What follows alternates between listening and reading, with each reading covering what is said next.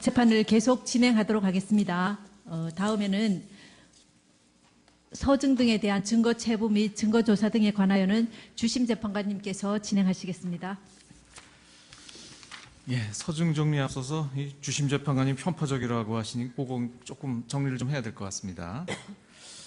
먼저 이동욱 변호사님께 조금 제가 먼저 질문을 한두 가지만 드리겠습니다. 예. 지금 우리 헌법 재판을 할 때 쟁점을 정리한다든지 아니면 이 탄핵 심판 절차에 준용될 법령을 정하고 증거를 취사 선택하는 거는 주심 재판관이 혼자 할 수 있습니까? 그건 권한이 없죠. 그렇습니다. 예, 그건 재판부의 권한이지요. 예. 예. 그리고 이 헌법재판도 소송법이 준용이 되고요. 그렇습니다. 다만 이제 변론주의지만 직권주의가 좀 강화된 재판 아니겠습니까? 따라서 증인 신문이 양측 증인 신문이 부족하다든지 또는 나와 있는 증거와 모순이 되면 재판부에서 확인해야 되는 것 아닙니까? 그게 그렇습니다. 부족해도 재판부는 아무것도 물으면 안 되는 건가요? 저도 재판관 재임 중에는 그렇게 했던 것 같습니다. 예. 그리고 이제 그런 증인 신문도 주심 재판관으로서는 재판부를 대표해서 좀 주도적으로 해야 될 책무가 있는 것 아니겠습니까? 그렇습니다. 동의하시죠? 예. 예. 아마 지금 김평우 변호사님이나 정기승 두 분 어르신께서는 헌법 재판을 많이 안 해보셔서 그걸 조금 잘 착오가 있으셨던 것 같습니다. 지금 그 적혀 있는 그런 부분들은 좀 기다려 주세요. 예, 그런 부분들은 이동욱 변호사가 뭔데 이 문제를 결정할 수 있습니까? 그 결정을 말씀드린 건 아니죠. 잠깐만 기다려 주십시오. 여러분들의 의견을 들어야지 이동욱 변호사 개인에게 질문하실 사항이 김평우 변호사님 조금 좀 기다려 조용히 주십시오. 해주십시오. 예. 그다음 이중환 변호사님, 이것도 제가 좀 확인해야 될 것 같은데 아까 지금 황정근 변호사님이 확인했습니다만 준비기일에서 지금 4가지 원래 본안전 항변을 하셨는데 그 중에 2가지는 법률적인 항변은 아니다라고 해서 정리가 됐고요. 그 2가지 부분은 아까 말씀하신 것처럼 우리 선례가 있고 법무부도 적법하다는 의견이 들어와서 이거는 정리하는 게 어떠냐 해서 서로 합의가 돼서 철회됐던 거 아닙니까? 그때 제가 좀 강요를 했었나요? 그렇게 해달라는 취지로 저는 그래 들었습니다. 어떻게 들으셨습니까? 아니, 제가 강요를 했는지. 강요는 아니지만 철회해달라는 취지로 말씀하셨습니다. 그런데 강요한 건 아니었죠? 강요는 아니었습니다. 네. 그리고 지금 제가 여러 가지 이제 주심 재판관으로서 증인 신문을 할 때 저는 그 기록에 나와 있는 증거나 아니면 그 증언 내용이 모순되는 점을 이렇게 주로 질문을 했었는데 제가 질문하는 중에 증거에 나오지 않는 개인적인 지식이나 견해를 가지고 증인한테 추궁한 적이 있습니까? 저는 그런 기억이 없거든요. 다 증거가 모순된다든지 다른 사람 진술하고 모순되는 걸 물어봤지 저의 무슨 개인적, 이 증거가 없는 개인적 지식이나 견해를 자랑하거나 물은 적은 없는 것 같은데 어떻습니까? 쭉 지켜보시면서 그런 적이 있었나요? 얼른 생각은 안 나시죠? 그에 대해서는 답변하지 않도록 하겠습니다. 예. 그래서 지금 여러 가지 걱정하시는 거야 저희들로서 아니면 주심으로서 여러 가지 불찰이다라고 생각은 합니다만 지금 두 분 변호인께서 적어주신 부분은 좀 정확하지 않은 사실관계에 근거한 것이 꽤 있다. 그런 점에서 그 법정에서 주심 재판관의 이름까지 특정을 해서 편파적이라고 주장하시고 심지어는 청구인의 수석 대리인이다. 물론 철회하셨습니다만 이런 표현을 쓰신 것은 우리나라 법정은 물론이고 아까 말씀하셨던 미국 법정에서나 아니면 유럽 법정에서는 있을 수 없는 일이다. 아마 미국 같으면 아마 큰 문제가 됐을 발언이다. 그래서 상당히 유감이다라는 말씀을 드리겠습니다. 무슨 뜻인지 이제 주심 판사님 오늘 제가 제출한 준비 서면에 보면은 어떤 내용을 말씀하실 겁니까? 재판장 지금 주심 판사님이 또 이의가 없으십니까 이렇게 물으시는데 제가 거기서 상세하게 왜 조소에 대한 증거력을 정하는 문제가 그거는 규칙으로 정할 사항이지 재판관이 일방적으로 정할 사항이 아니다.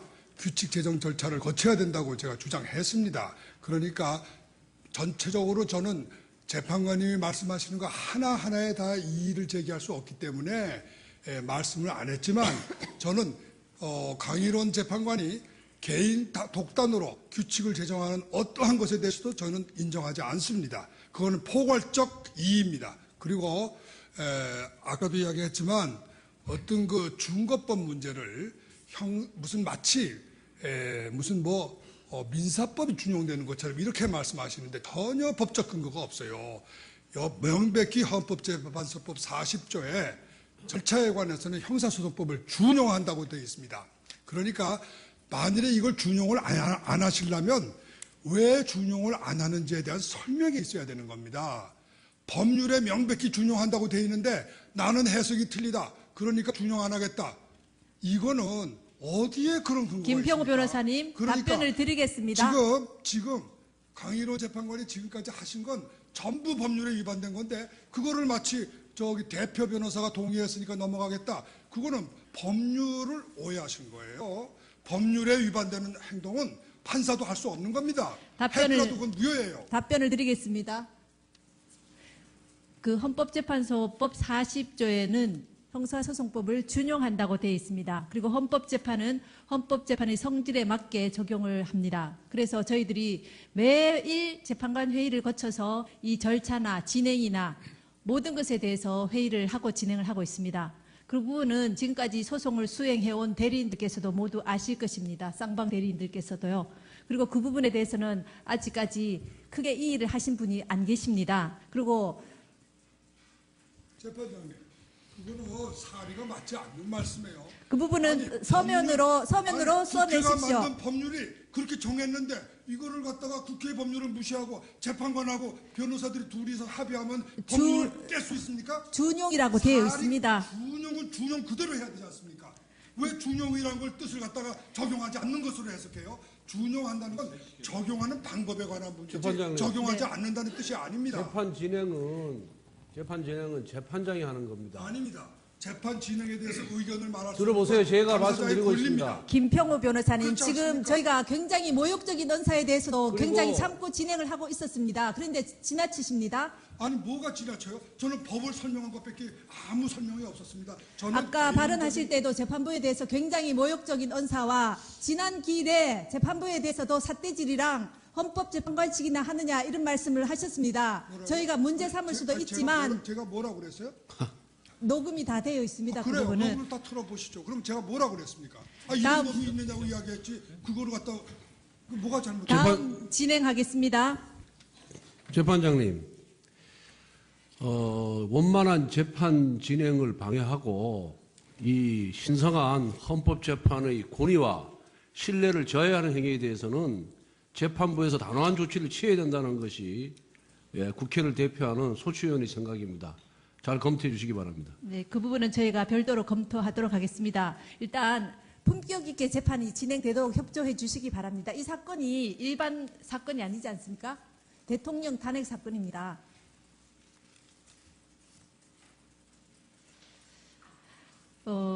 그리고 아까 여러 가지 편파적이다, 공정하지 않은 재판이다 이렇게 말씀을 하셨는데요.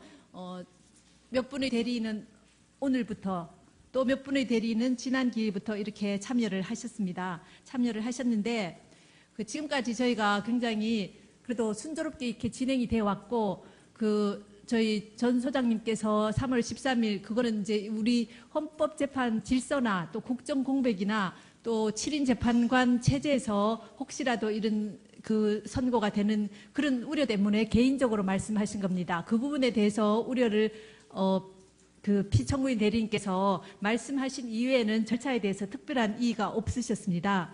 그만큼 저희 재판이 공정하게 또 저희로서도 최선을 다해서 진행하기 위해서 노력해 왔다는 것은 이 법정에 계신 청구인 대리인이나 피청구인 대리인 그리고 방청객 여러분, 온 국민이 지금 동영상으로 다 보시고 계십니다. 그 부분에 대해서 지금 지난 기일과 이번 기일에 참여하신 변호사님들께서도 충분히 그 말씀을 저희가 참고를 하겠지만은 그 부분에 대해서 그렇게까지 재판부에 대해서 모욕적인 언사를 하신 거는 조금 저희 재판부로서도 매우 유감스럽습니다. 그리고 저희가 그 말씀을 하셔서 저희가 진행 경과에 대해서 한번 살펴봤습니다. 휴정 기간 동안에 시간 동안에 살펴봤는데요. 문서 송부 촉탁이 그리고 이 재판이 아까 김평우 변호사님께서 청구인의 입증이 끝났기 때문에 이제부터 피청구인이 반론을 시작하신다고 말씀하셨는데요. 준비기일부터 쌍방의 공이 똑같은 변론의 기회가 주어졌습니다. 그래서 청구인과 피청구인 쌍방에서 모두 주장과 입증을 같이 하여 오셨습니다. 맞으시죠? 피청구인 대리인. 그거 부인하실 분 안 계시죠? 그래서 문서 송부 촉탁 신청이 총 11건이 직권으로 한 것 외에 11건이 채택이 됐습니다. 청구인 신청 5건, 피청구인 신청 6건. 그 다음 사실조회가 70건 이루어졌습니다. 회신을 받았습니다. 직권으로 1건, 청구인 신청 1건, 피청구인 쪽에서 68건 신청해서 회신을 모두 받았습니다. 그 다음 증인 신청 여부에 대해서 보겠습니다. 증인 채택이 총 38명이 이루어졌습니다. 쌍방 청구인, 피청구인 쪽에서 공통으로 신청하신 증인이 3명입니다. 청구인 측에서 신청한 증인이 9분입니다. 피청구인 쪽에서 신청해서 채택된 증인이 26명입니다. 그리고 저희가 이 재판을 진행하면서 쌍방에 항상 이 여러 가지 의견을 묻고 조율하고 해왔습니다. 그래서 2월 1일 제가 재판장이 되어서 처음에 이중환 변호사님께 대표 대리인께 더 이상 신청하실 증거가 없으십니까? 여쭤봤죠. 더 이상 없다. 그건 언론 보도에도 있습니다. 더 이상 신청하실 증거가 없다 해서 제가 다 재차 여쭤봤습니다. 신청하실 증거가 없습니까? 없습니다. 현재로서는 없습니다. 그렇게 말씀을 하셨습니다. 그런데도 그리고 저희는 신청하시는 증인이 이제 더 이상 없는가 보다 이렇게 생각을 했습니다. 피청구인 쪽에서. 그거 다 아시죠? 피청구인 대리인들도. 그랬는데 16명의 증인에 대해서 또 최소원 안종범 씨에 대해서는 이미 신문이 한번 이루어진 증인인데도 또 신청을 하셨습니다. 그래도 저희는 이 사건이 그만큼 중요한 재판이고 우리나라에서 정말 대리인께서 말씀하신 것처럼 이 100년에 한 번 나올까 말까 다시는 있어서는 안 될 재판 아니겠습니까? 그 중요한 재판이기 때문에 저희가 8명의 증인을 채택을 다시 했습니다. 했는데 저희가 좀 안타까운 것은 피청구인 쪽에서 협조하에 있는 증인들조차 2회, 3회 송달을 안 받고 또 송달 받고도 출석하지 않고 기일 공전이 여러 차례 이루어졌습니다. 그리고 안봉근 증인의 경우에는 대동하시겠다 해놓고 또 기일을 공전시키셨습니다. 그리고 김기춘 증인에 대해서도 출석 안 하시면 철회하시겠다고 하셨습니다. 2번 기일을 드렸고요. 그런데도 불구하고 또 철회를 안 하시고 또 기일을 잡아달라 이렇게 하셨습니다. 그러니까 이것이 이 재판의 진행 과정입니다. 그리고 항상 이 장시간 이 법률적인 부분이나 이런 부분에 대해서도 충분히 이 변론할 기회를 드렸습니다. 그리고 저희가 막무가내로 뭐 증거를 채택을 안 하거나 보신 바와 같이 요청하신 부분에 대해서는 정말 불필요하다 하는 부분 외에는 증거를 모두 채택을 했습니다. 그러니까 이 부분은 재판 그동안 변론 준비기일 3회, 변론기일 14차례 또는 15차례를 거치면서 그 과정을 하나도 안 보신 분들이 나오셔서 이 재판이 불공정하다, 편파적이다, 이 재판 다 무효다 이렇게 말씀하시면 누가 납득을 하겠습니까? 이 부분을. 그래서 저희로서는 그 부분이 매우 유감스럽고요. 이 재판에 대해서 함부로 그렇게 말씀을 하시면 안 될 것 같습니다. 그리고 주심 재판관님께서 증인 질문이나 이런 것들을 편파적으로 하셨다 이렇게 말씀을 하시는데요. 그 과정도 지금까지 진행되어 온 과정을 모르시니까 그러신데 이 주심 재판관은 재판관 회의에서 논의된 사항을 중심으로 해서 이 재판을 주도적으로 이끌어 가시기 때문에 아까 말씀드린 것처럼 질문이 많으십니다. 그리고 그 피청구인 쪽의 그 비서관이나 이 행정관이나 또 그 같이 근무하셨던 분들이 신문에서도 보셨겠지만 다 모른다고 이렇게 답변을 하셨지 않습니까? 그렇기 때문에 혹시라도 알고 있는 사항이 있는지 재판부로서는 밝혀내야 될, 그래야지 실체적 진실이 발견되기 때문에 그 부분을 찾기 위해서 계속 또 질문을 여러 재판관님들이 하셨던 것이고요. 그리고 또 한 가지 저희 주심 재판관님께서 여러 번 말씀하셨습니다. 이 사건은 대통령 대한민국 국가원수이고 행정부 수반이신 대통령에 대한 탄핵심판 사건입니다. 일반 형사사건이 아닙니다. 그렇기 때문에 이 사건을 탄핵심판에 맞게 주장하시고 증인신문도 하시고 이렇게 하셔야 되는데 마치 형사 사건의 피고인인 것처럼 소송을 쌍방에서 좀 수행하신 측면이 없지 않아 있습니다. 뭐 물론 또 품격에 맞게 재판을 이렇게 수행해 오신 부분도 있지만 저희가 보기에 아쉽게도 그런 부분이 있어서 저희가 그래도 대통령 탄핵 심판 사건인데 이것을 그 부분에 맞게 모아서 진행해야 되지 않냐 싶어서 저희가 소송 지휘권을 행사한 부분들이 있습니다. 그 부분에 대해서는 그 다 이해를 하시리라고 생각이 되고요. 그 어떤 부분에 있어서는 정말 저희가 대통령 탄핵 심판 사건인데 약간 민망한 방향으로 이렇게 가는 이런 부분은 정말 안 맞지 않습니까? 그걸 모아가야 되는 부분이 있어서 저희가 그렇게 소송 지휘를 한 부분이 있는 것을 이해를 해 주셔야 될 것 같습니다. 그래서 일방적으로 그래 재판부를 매도하시는 그 편파적이라고 이렇게 하시는 부분은 이 지금까지의 진행 경과나 이런 것들을 잘 모르시고 이렇게 하신 부분인 것 같습니다. 자꾸 되풀이하시는데 제가 한번 이야기를 하겠습니다. 그렇지 않습니다. 지금요, 이 사건이 형사 사건이 아닌 것처럼 이 사건은 민사 사건이 아닙니다. 민사 사건은 당사자 처분주의가 적용되고 있습니다. 그래서 당사자가 합의하면은 사실 문제라든가 또 절차 문제도 어느 정도는 그것이 법의 정신에 반하지 않는 한은 합의할 수가 있겠습니다. 그러나 이 사건은 헌법을 다루는 헌법소송입니다. 그렇기 때문에 처음부터 이거는 물론 형사재판은 아니지만 또 더군다나 민사재판하고는 거리가 아주 멉니다. 형사재판은 오히려 이 지금 소추된 사건들이 전부가 형사사건이 위주가 되어 있기 때문에 형사소송법을 적용하는 게 훨씬 맞습니다. 민사소송법은 이 사건하고는 전혀 상관이 없습니다. 오히려 이 사건은 헌법소송이기 때문에 헌법의 정신에서 저희가 민사소송 다뤄야 되는 겁니다. 그런데 당사자 처분주의를 여기다 적용한다는 건 그거는 말이 안 된다고 저희가 당사자 처분주의 적용했다고 말씀드린 적이 없습니다. 아니죠. 뭐 당사자 변호사들끼리 합의했으니까 이거는 넘어가겠다. 그게 당사자 처분주의 제가 아닙니까? 그렇게 말씀드린 적이 없습니다. 아니죠. 그런 뜻 아닙니까? 말씀은 안 했었지만 주심 재판관님이나 지금 재판장님이나 지금 여기 이중환 대표하고 다 이야기가 된 거니까 더 이상 이야기하지 말자. 그것이 변호사님, 처분주의지 뭡니까 그러면? 그건 오해가 있으시죠. 그러니까 형사재판에서도 증거 신청은 쌍방에서 하시지 않습니까? 아니 헌법 문제에 대해서 이의를 제기하는 것이 시기에 늦은 공격 방어 방법이다? 그거는 어느 법에도 근거가 없는 거예요. 시기에 늦은 공격 방어 방법이라고 하는 건 민사소송에만 적용되는 겁니다. 형사사건에서도 적용되지 않습니다. 왜 그러냐면 피고인의 유리한 증거가 사후에 발견됐더라도 결심 단계에서 발견됐더라도 그 증거를 제출할 수 있는 기회가 주어져야 제가 되는 것이 정리- 인권의 기본 정신입니다. 그런데 시기에 늦었기 때문에 인권 침해한 것도 넘어가자 말이 되겠습니까? 그러니까 시기에 늦었기 때문에 헌법 문제도 다룰 수 없다. 인권 침해 문제도 다룰 수 없다.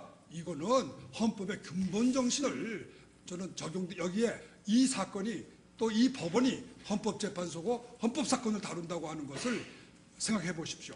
절대로 그렇게 함부로 그렇게 헌법 문제를 갖다가 마치 이중환 대표하고 누가 합의할 수 있는 것처럼 그렇게 말씀하신다 그러면 저는 거기 점에 대해서는 정말 유감이라고 생각하겠습니다. 네. 일단 그 소추 절차에 대한 부분은 지난 준비기일에 이렇게 주장을 철회하시는 걸로 정리를 하셨는데요. 다시 말씀하시니까 그 부분에 대해서는 저희 재판부에서 깊이 논의를 해서 살펴보겠습니다. 그리고 이제 그 최서원 씨 증인에 대해서는요, 그 증인이 지난 기일에 증언한 것 이외에는 다시 새롭게 얘기할 게 없다고 하면서 불출석 사유서를 제출하셨습니다. 그래서 더 이상 뭐 증언할 것이 없다는데 재소환할 필요는 없다고 보여집니다. 그래서 저희 재판부에서요, 논의하기를 최소원 증인은 이미 한번 증언을 했고 다시 증언할 것이 없다고 이렇게 해서 증인 채택 결정을 취소하기로 이렇게 하겠습니다. 그리고 아까 피청구인 대리님께서 여러 가지 주장을 하셨는데 저희가 검토해야 될 부분은 깊이 있게 검토하기로 다시 말씀드리고요. 그다음에 신청하신 여러 증거에 대해서는 많은 부분이 그 법 해석에 대한 증인이거나 또는 소추 절차에 대한 이런 거나 한데 이 부분들은 저희가 재판부에서 판단할 사항이고 또 그 법 해석에 대한 부분은 그분들이 쓰신 여러 자료나 또 그 밖에 다른 분들이 쓰신 자료도 저희가 다 봤습니다. 다 보고 있으니까 그 부분들은 증인으로 굳이 채택할 필요가 없다고 보여집니다. 그래서 피청구인이 신청하신 모든 증거, 오늘 신청하신 증거에 대해서는 저희가 재판부에서 오전, 그다음 점심시간, 아까 휴정기간 동안에 여러 차례에 걸쳐서 논의를 했습니다. 그래서 모두 채택하지 않기로 결정합니다. 이의가 있습니다. 잠깐. 법률 문제이기 때문에 증거가 필요 없다. 그거는 근거가 없는 이야기입니다. 원래 법률 해석은 판사가 일방적으로 하는 거 아닙니다. 특히 헌법이라든가 외국의 선례라든가 이러한 것들은 입증사항입니다. 입증할 수 있는 사항이고 입증해야 되는 사항입니다. 만일에 그 점에 대해서 강일원 재판관님이 회장님이 나는 미국에서 공부를 했기 때문에 나는 외국법도 잘 안다. 그거는 개인적인 지식입니다. 지금 여기 앉아 계신 재판관님들이 알고 있는 헌법에 관한 지식은 개인적인 지식입니다. 그렇기 때문에 그것을 가지고 재판하면 안 됩니다. 법에 대한 지식도 입증사항입니다. 이거는 어느 책이나 다 잘 보세요. 사실 문제만 입증사항이 아니고 법률 문제도 모든 사람에게 공지된 사실이 아니면 그것도 입증해야 되는 겁니다. 근데 입증을 안 받겠다. 난 다 안다. 이거는 오만입니다. 그리고 판사라고 해서 모든 법을 다 안다? 있을 수 없는 이야기입니다. 반드시 입증해야 됩니다. 그리고 재판관님이 자기 주장을 동조하는 증인을 최소한 몇 사람 여기 불러야 돼요. 왜 그러냐면 아무 증인도 없는데 아무 근거도 없는데 내가 다 아니까 이게 법이다. 내가 해석하겠다. 이거는 정말로 법이 무언지 모르는 그야말로 오만입니다. 판사기 때문에 모든 것을 안다고요? 있을 수 없는 이야기예요. 법이라는 게 얼마나 복잡하고 얼마나 전문적인 겁니까? 그런 거를 갖다가 판사가 마치 자기가 다 아는 것처럼 그거 설사 자기가 개인적인 지식이 있더라도 그것이 모든 사람이 다 수긍할 수 있는 지식이라는 증거가 있어야 되잖아요. 뒷받침이 있어야 되잖아요. 왜 뒷받침을 안 하고 혼자서 내가 아니까 이게 법이다 재판 안 하겠다. 이거는 근거가 없는 말씀이에요. 법도 입증해야 되는 겁니다. 네, 특히 외국법, 헌법, 외국 사례 이런 건 전부가 다 입증해야 됩니다. 입증도 없이 어떻게 자기가 근거로 그걸 가지고 근거로 재판할 수 있다는 거예요? 임평우 변호사님이 너무 흥분하신 것 같아서 제가 말씀 좀 드리겠습니다. 그 소추에 국회에 이 사건 소추가 부적법하다라는 이제 주장을 하신 건데 그것은 소송 요건에 대한 부적법 각하 주장이라고 할 것입니다. 그런데 이건 소송 요건에 대해서는 법원의 직권 조사 사항이기 때문에 이건 자백의 대상이 될 수도 없고 합의의 대상이 될 수도 없지 않습니까? 그렇기 때문에 이제 준비 절차 기일에서 뭐 철회하는 것으로 정리되었다.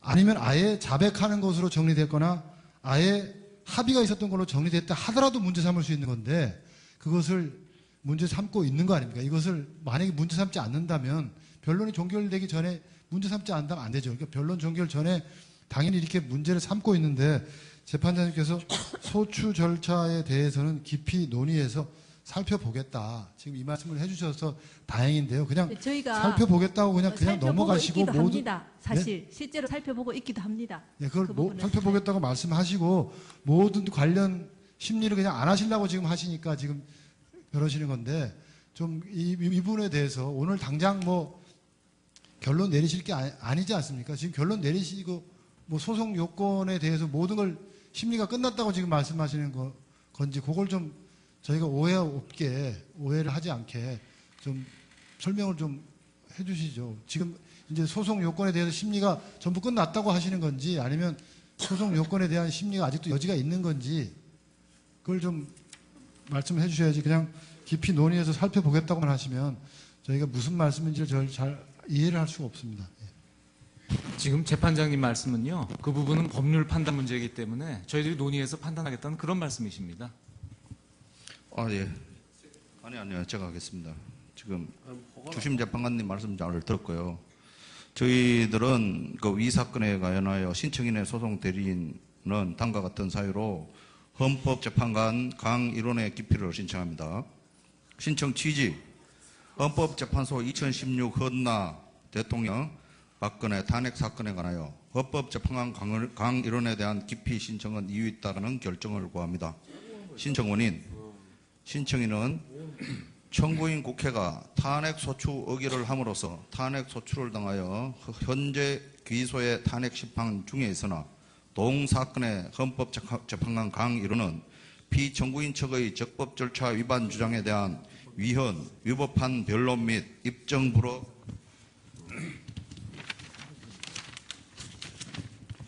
처분을 통한 잠깐 이 있습니다. 잠깐 제 이 있습니다. 변론하고 있는 중인데 변론이 아니라 진행 발언입니다.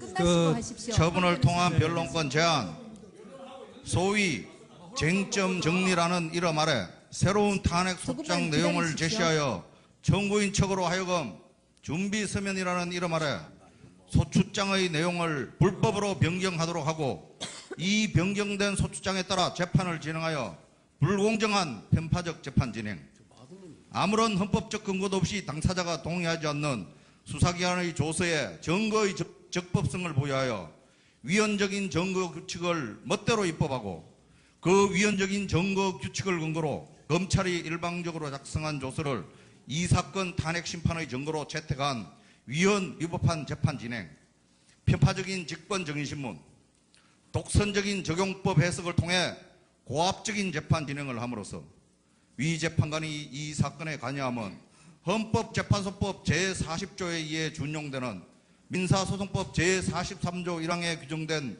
재판의 공정성을 해할 수 있는 사유에 해당하므로 이 사건의 기피 신청에 이른 겁니다. 소명 방법은 추후 제출하겠습니다. 이상입니다. 잠깐만. 네, 말씀하십시오. 지금 기피 신청에 대해서는 그 신청서를 좀 주시겠습니까? 신청서 완성되지 않았습니다. 지금 송달료로 그 채로 그러면 주십시오. 송달료 납부서를 주문하지 아마 서면으로 3일 내에 아마 소명하도록 되어 있으니까 3일 내에 제출하도록 하겠습니다. 기피 신청은 소송 지연의 목적이 있을 경우에는 기피 신청에 대한 본안 판단을 하지 않고 신청을 각하할 수 있다는 조문에 따라서 피청구인 대리인의 기피 신청을 각하해 주시기 바랍니다. 잘 알겠습니다. 그러면은 저희가 잠깐 이 진행 상황에 대해서 논의하기 위해서 휴정을 하도록 하겠습니다. 5시 45분에 다시 재판을 진행하도록 하겠습니다.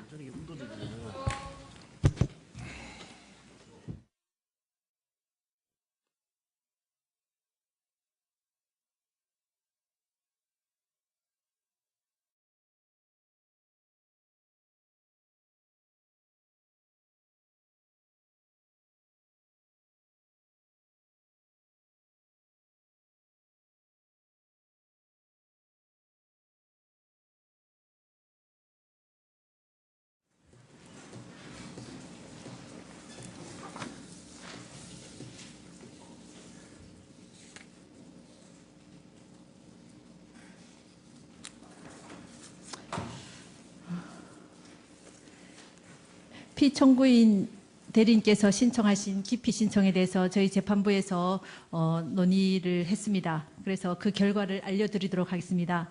이 사건 기피 신청은 오직 심판의 지연을 목적으로 하는 것이 분명하므로 부적법하여 이 사건 신청을 각하합니다. 이의가 있습니다. 이의가 있습니다. 소송법에 보면 기피 사유서는 구두로 강재판관님 모시고 오십시오. 구두로 얘기하고 난 이후에 3일 내에 제출하여야 한다. 강제 규정입니다. 그런데 이와 같은 기피 사유서의 구체적인 사유서도 보지 아니하고 그것이 소송 지연의 목적이 아닌지 아닌지는 적어도 기피 사유서 서면으로 제출됐을 때 그것을 보고 검토한 이후에 판단해야 되는데 이것은 명백히 부적법한데요. 그래도 헌법재판소가 법을 준수해가면서 기피 신청의 가부에 대해서 판단을 해야 되는 것으로 생각합니다. 저희가 충분히 검토했습니다. 그 부분에 대해서는요. 저희들이 그냥 구두로만 얘기했지 추가로 저희들이 서면으로 제출한다고 얘기했습니다. 한번 검토해 보셨으면 좋겠습니다. 그 부분은요. 제가 아까 권성동 법사위 대표에게 질문한 사항이 37가지인데 여기에 대해서 답변할 것이냐 말 것이냐는 권성동 소추위 대표께서 결정을 하셔야 됩니다. 그런데 지금 이 법정에서는 재판부가 권성동 대표를 대리해서 결정을 하고 있어요. 재판부가 권성동의 대리인입니까?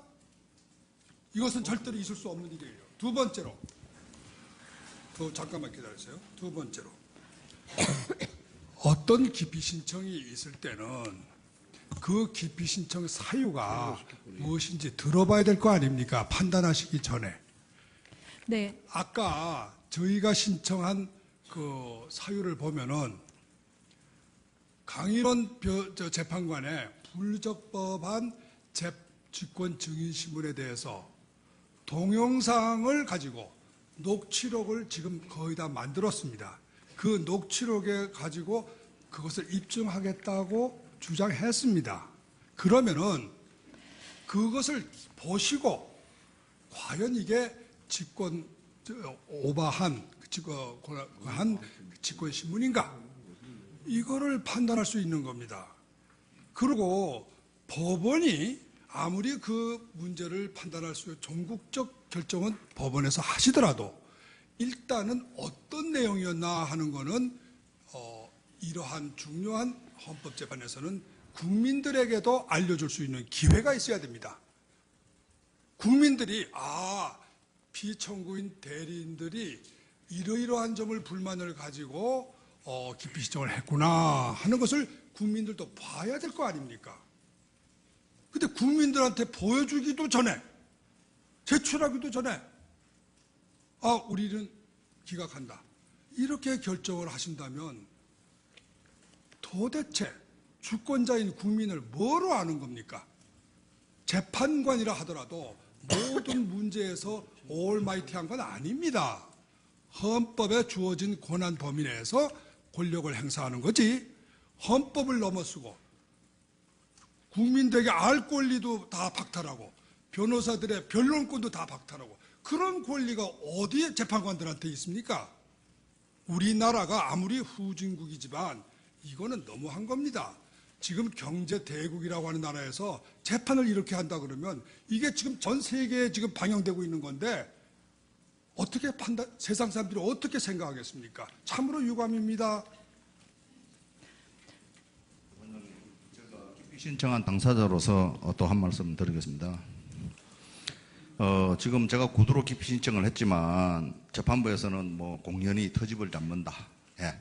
또 이미 언론이 기정사실 해가지고 뭐 3월 13일까지 재판을 한다든지 이건 오히려 국민이 지켜볼 것 같습니다. 저희들이 괜히 생트집 잡고 법에도 없는 절차를 가지고 끌어들이고 와서 지금 하는 거 아니지 않습니까? 저도 변호사 자격이 있고 엄연한 대통령의 대리인입니다. 그리고 보면 기피 원인과 소명 방법은 신청일로부터 3일 이내에 서면으로 제출해도 된다고 민사소송법 제44조 2항에 있고 헌법재판소법 40조가 준용하고 있습니다. 명문 규정이고 저희들은 분명히 소명 방법을 추후에 제출하겠다고 했고요. 예? 인지도 안 붙여진 부적법한 거를 재판장님이 무슨 의도로 서면 제출하라고 저한테 얘기했는지는 모르겠으나 저희들은 이 부적법한 진행을 동영상, 저희들이 입수할 수 있는 것은 동영상을 통해서 편집해서 또 다른 그런 내용들을 소명 방법을 받아보시고 판단을 하셔야지. 이거 뭐 전혀 법에도 있는 걸 무시하면서 법을 창출해가면서 이렇게 재판을 하시는 거 저는 개인적으로 납득하기가 상당히 어렵습니다. 그 부분은 소송법을 다시 한번 보시기 바랍니다. 그리고 제가 법 해석을 잘못해서 그렇다고 생각하시나요? 다시 한번 살펴보시면 답이 나올 것 같습니다. 그러니까요. 네. 공연한 재판 진행을 아까 이유를 밝히셨잖아요. 공연한 재판 진행을 목적으로 하면 즉시 각하할 수 있다고 하셨는데 지금 이게 공연히 재판 진행을 늦추기 위해서 한다고 그렇게 지금 판단하셨습니까? 그리고 계속 저희들이 항의를 했지 않습니까? 적법 절차 문제를 헌법재판소에서 다뤄달라고. 그리고 이정미 재판관님은, 재판장님 본인이 지금 당사자로서 신상 해명 발언을 해야 되고, 본인이 지금 그 해야 될 상황에서 이렇게 무리해서 진행하는 이유가 국민들이 납득할 것 같습니까? 역사가 납득할 것 같습니까? 괜히 지금 우리 이 재판정에서 재판장님 앞에서 떼쓰는 것 같습니까? 세계가 지켜보고 있습니다. 특히 강일원 재판관님은 우리나라가 헌법재판의 선진국, 유일하게 거의 유일무이하게 설치된 헌법재판소에 국제적 위상이 높아서 국제회의도 주도하시고 그러시지 않습니까? 이게 얼마나 주목받는 재판이겠습니까? 제발 절차를 좀 지켜주시고 도대체 무슨 목적으로 지금 기자들도 아무리 편향돼도 기자들께서도 보셔도 권성동 재판관하고 이정미 재판장님하고 저 소추위원장하고 거의 지금 한편이 되어서 편먹고 심판을 봐야 될 사람이 양 당사자 선수들 중에 편먹고 뛰는 것 같은 느낌을 주지 않습니까? 말씀이 지나치십니다. 아니 그러니까요. 제가 말이 지나치고 표현이 과격했다면 그건 용서하시고요. 함부로 말씀하신다고 다 그게 이 설득력 있는 건 아닌 것 같습니다. 설득력 아니요. 지금 항의하고 있습니다. 설득력 부분의 문제가 아니라. 그만하시죠. 다음 진행하도록 하겠습니다.